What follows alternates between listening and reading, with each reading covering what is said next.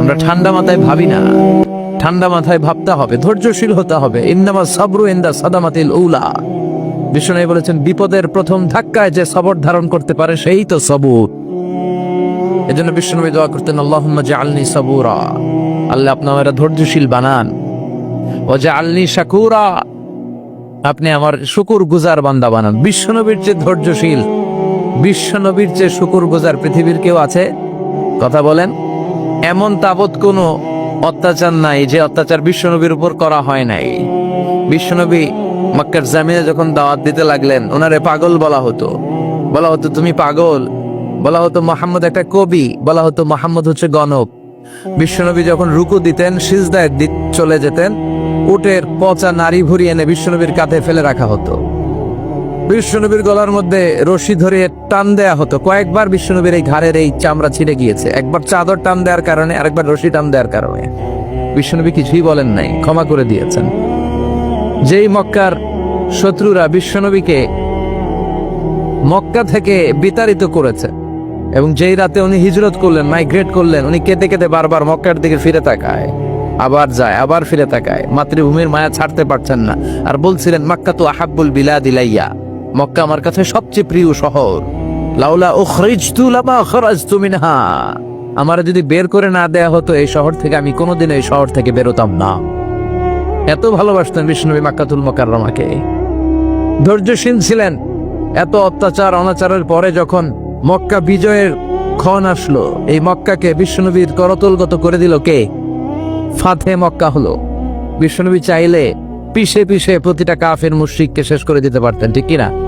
কিন্তু বিশ্বনবী বললেন, লা তাসরিবা আলাইকুমুল ইয়াউম ইযহাবু আনতুমুত তুলাকা, কোনো রিভেঞ্জ চলবে না আজকে, কোনো প্রতিশোধ নাই।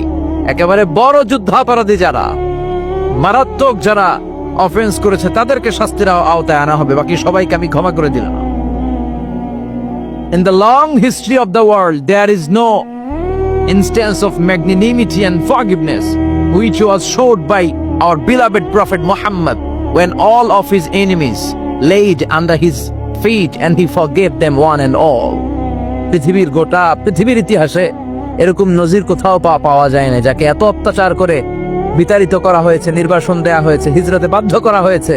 তিনি যখন ওই শহরকে আবার বিজয় করলেন, কাউকে আঘাত করলেন না, আগুন জ্বালিয়ে শহরটাকে জ্বালিয়ে দিলেন না, ওদের বংশকে নির্বংশ করলেন না, বরং মুচকি হেসে উনি বললেন, যাও ক্ষমা করে দিলাম। কি ধৈর্যশীল ছিলেন।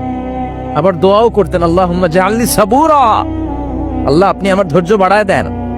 ওয়া জাআলনি শাকুরা, আপনি আমার শুকরগুজার বানান। ওয়া জাআলনি ফি আইনি সাগীরা, আল্লাহ আমার চোখে আপনি আমারে ছোট বানান। ওয়া ফি আয়ুনিন নাসি কাবীরা, আল্লাহ মানুষের চোখে আপনি আমারে বড় বানান। কি মানুষ ছিল, নিজের চোখে নিজে ছোট থাকতে চাইতেন। আমরা নিজের চোখে নিজের বড় মনে করি, এরকম ডাকাইত আছে না নাই?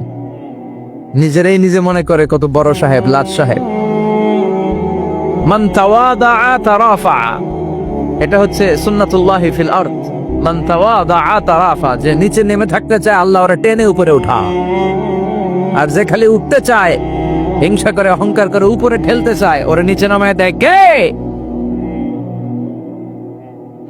সাইয়েদনা আদমকে আল্লাহ বললেন, আদম সাল্লিম আলা উলাইকান নাফার লাম্মা খালাকাল্লাহু আদম ওয়া কানা তুলহু 60 যিরাআন। নিচে নেমে গেলে যে উপরে ওঠে, আর উপরে উঠতে চাইলে যে নিচে নামে, উদাহরণ দেখেন। আদম আলাইহিস সালামকে তৈরির পর আল্লাহ বললেন, আদম সাল্লিম আলা উলাইকান নাফার, এই ফেরেশতাদের সালাম দাও। কি দাও? সালাম দাও। কোনো প্রশ্ন নাই, আল্লাহ সালাম দিব কেন? ফেরেশতারা আমারে দিব না কেন? আমি আগে দিব কেন? কথা আছে কোনো? যেই সালাম দিলেন, সালাম দেওয়ার সাথে সাথে ওনার মর্যাদা বাড়িয়ে দিল কে? এত মর্যাদা বাড়ালেন যে নূরের ফেরেশতারা মাটির আদমকে সেজদা দিতে বাধ্য হয়েছে। চিৎকার করে বলেন ঠিক কিনা? তুমি মাটির আদমকে প্রথম সৃষ্টি করিয়া ঘোষণা করিয়া দিলে শ্রেষ্ঠ বলিয়া, তাই তো নূরের ফেরেশতা করে আদমকে সেজদা, সবার চেয়ে সম্মান দিলে মাটির আদমকে। আল্লাহু আল্লাহু করেন, আল্লাহু আল্লাহু তুমি জাল্লে জালালুহু, শেষ করা তো যায় না গে তোমার গুণগান। আল্লাহু আল্লাহু, সুবহানাল্লাহ পড়েন। কি সম্মান আল্লাহ বাড়াই দিলেন। আল্লাহ বললেন, আদম আজকে থেকে তুমি আশরাফুল মাখলুকা, তুমি খলিফাতুল্লাহ ফিল আরদ, তুমি পৃথিবীতে আমার খলিফা, ভাইস জেরেন্ট অফ আল্লাহ, আল্লাহর খলিফা, আল্লাহর আহকামগুলো পালনের জন্য ভাইস জেরেন্ট। চুরি করলে হাত কেটে দাও, কার আইন? এই কাজ আদম তুমি দুনিয়াতে যেয়ে করবা। জিনা করলে ডেথ পেনাল্টি, হেড অফ, শিরোচ্ছেদ করে দাও, কার আইন? খলিফা হিসেবে মানুষ এসে করবে। মানুষকে আল্লাহ আশরাফুল মাখলুকাত বানিয়ে দিলে, নিচু হয়েছে বড় বানিয়ে দিলেন। আর শয়তানের অবস্থা কি? শয়তানকে আল্লাহ বললেন সেজদা দে আদমকে। শয়তান যুক্তি দাঁড় করিয়েছে, খালাকতাহু মিন তিন, খালাকতানি মিন নার ওয়া খালাকতাহু মিন তিন। আল্লাহ, আপনি আমারে বানাইছেন আগুন দিয়া, কি দিয়া? আগুনের ধর্ম উপরের দিকে ওঠে আর মাটির ধর্ম সে নিচে পড়ে থাকে, আমি কেন সেজদা দেব? শয়তানকে চিরকালের জন্য ইবলিস মালউন, অভিশপ্ত আর জাহান্নামী হিসেবে ঘোষণা দিয়ে দিল কে? এজন্য আপনি ছোট থাকতে চাইবেন, আপনার বড় বানাবে কে? আর আপনি নিজেই যদি বলেন আমি বড়, থাপ্পড় মেরে আপনার নিচে নামাই দিবে কে? এজন্য বিশ্বনবী দোয়ায় বলতেন, আল্লাহুম্মা জাআলনি সাবুরা ওয়াজআলনি শাকুরা ওয়াজআলনি ফি আইনি সাগীরা ওয়া ফি আ'য়ুনিন নাসি কাবীরা। ও আল্লাহ, আপনি আমারে ধৈর্যশীল বানান, আপনি আমারে শুকরগুজার বান্দা বানান, আমার চোখে আমারে আপনি ছোট বানান, মানুষের চোখে আপনি আমারে বড় বানান। সুবহানাল্লাহ পড়েন। এজন্য সবসময় শুকরগুজার থাকার চেষ্টা করতে হবে। রাজি আছেন তো? যে কোনো মুহূর্তে, যে কোনো পরিস্থিতিতে আমরা শুকরিয়া করব কার? চিল্লায় বলেন কার? এই ভণ্ডামি দেশে আছে না নাই? দো দিল বান্দা কালমা চোরে, না পায় শ্মশান না পায় ঘোর, দিন থাকিতে আয়রে পথে ছাইড়া দে ভণ্ডামি, ভণ্ডামি ভণ্ডামি ভণ্ডামি, ছাইড়া দে ভণ্ডামি। আছে না নাই?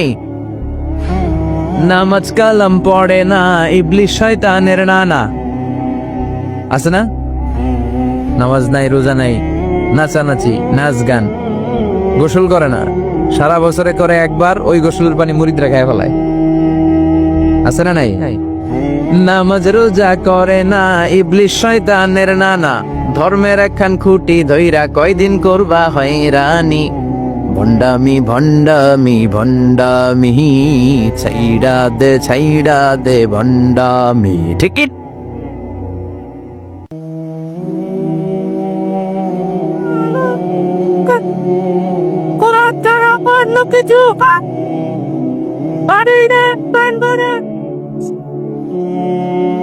বন্ড পীরও পীর, আমার নানা ভাইও পীর।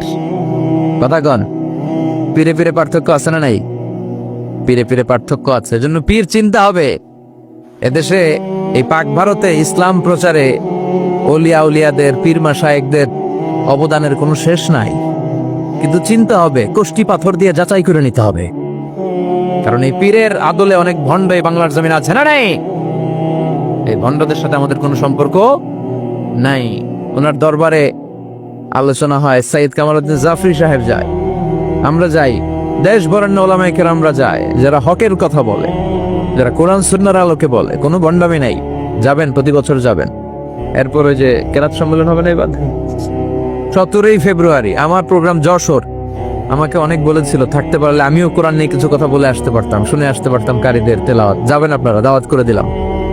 আল্লাহ আজকের সভাপতিকে তুমি কবুল করো। তারপরে আজকে কথা বলেছে মাওলানা রফিকুল ইসলাম ভুইয়া সাহেব, আমাদের সভাপতি সিরাতুন নবী ফাউন্ডেশনের চান্দোলান। না, রফিক ভাইয়ের জিনানে এমন কেউ নাই, এজন্য আর কিছু বলতেছি না তার নামে।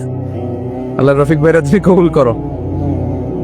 গোলাম কবির চৌধুরী আল আজহারি আসতে পারে নাই, আমার বন্ধু মানুষ, একসাথে পড়াশোনা করেছি। এরপর আমার এক মিতা মিজানুর রহমান আতিকি আমার আগে আলোচনা করেছে, আল্লাহ তাকেও তুমি কবুল করো। সালাত নিয়ে কথা বলতেছিলেন। সালাত আউয়ালু মা ইউহাসাবু বিহিল আবদু ইয়াউমাল কিয়ামাতি আস-সালাহ। কিয়ামতের দিন সর্বপ্রথম হিসেব নেওয়া হবে নামাজের, সালাতের। সালাত চিনেন তো? কুরবানির গোশত খাওয়ার মাঝখানে যেটা খায় ওটা, হ্যাঁ, এটারে বাংলায় আমরা নামাজ বলি। কি বলি? নামাজ। বিশ্বনবী ইন্তেকাল করবেন, রুহু বের হয়ে যাচ্ছে, 2-3টা শব্দ বললেন, এর মধ্যে একটা ছিল সালাত। আর সালাত, উম্মতেরা নামাজ, নামাজ, নামাজ ছেড়ে দিও না। আমা মালাকাত আইমানুহুম। মানুষ ইন্তেকালের আগে শ্বাস বের হয়ে যাচ্ছে, রুহ চলে যাচ্ছে, ওই মুহূর্তে কি জরুরি কথা বলে নাকি ফালতু কথা বলে? সবচেয়ে জরুরি কথাটাই তখন সে বলে যায়, ঠিক কিনা? কথা বলেন। বিষ্ণু বলেছিলেন নামাজ। তাহলে সালাতের গুরুত্ব আছে না নাই? সর্বপ্রথম এই সালাতের ব্যাপারে in the day of judgement আমাদেরকে প্রশ্ন করবে কে?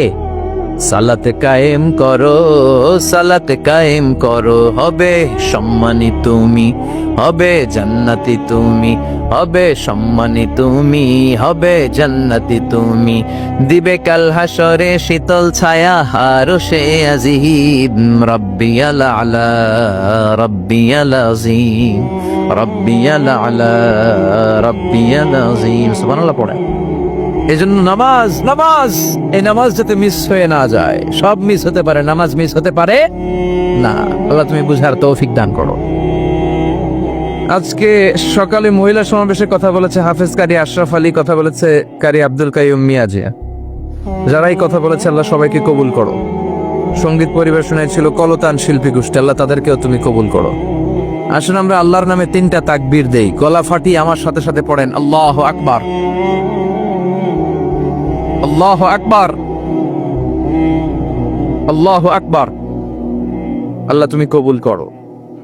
আমি আপনাদের খেদমতে সূরাত আত-তাহরীম থেকে ছোট্ট একটি আয়াতের অংশ তেলাওয়াত করেছি, যেখানে আল্লাহ তাআলা আমাদেরকে আহ্বান জানিয়েছে, ওহে বিশ্বাসীরা, পাপ হতে পারে, ভুল হতে পারে, অন্যায় হতে পারে, ওই অন্যায়ের উপর অটল থেকো না, আমার কাছে ফিরে আসো। কাম টু ইউর লর্ড, তোমার রবের দরবারে ফিরে আসো, ক্ষমার মতো ক্ষমা চাও, ক্ষমার মতো ক্ষমা চাইলে আমি সব ক্ষমা করে দেব। সুবহানাল্লাহ পড়েন। রব্বুল আলামিন বলেন, ইয়া আইয়ুহাল্লাযীনা আমানু তুবু ইলাল্লাহি তাওবাতান নাসুহা। ও বিশ্বাসীরা, ভুল করেছো, অন্যায় করেছো, পাপ করেছো, জুলুম করেছো, আমার কাছে ফিরে আসো, ক্ষমা চাও। ক্ষমার মতো ক্ষমা চাইলে সব গুনাহ মাফ করে দিতে পারে কে?